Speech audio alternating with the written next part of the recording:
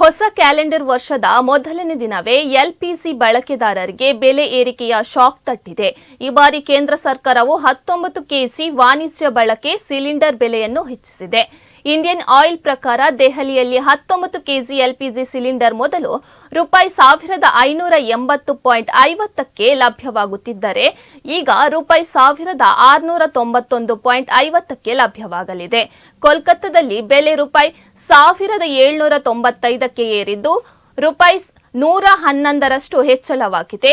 ಚೆನ್ನೈ ಮತ್ತು ಬೆಂಗಳೂರಿನ ಅನುಕ್ರಮವಾಗಿ ₹1849.50 ಮತ್ತು ₹1700ಗಳಲ್ಲಿ ಸಿಲಿಂಡರ್ ಲಭ್ಯವಾಗಲಿದೆ.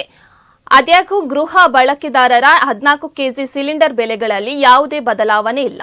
ದೆಹಲಿಯಲ್ಲಿ ₹853, ಮುಂಬೈನಲ್ಲಿ ₹852.50, ಬೆಂಗಳೂರಿನಲ್ಲಿ ₹855.50 ಬೆಲೆಯಲ್ಲಿದೆ ಸಿಲಿಂಡರ್ ಲಭ್ಯವಾಗಲಿದೆ.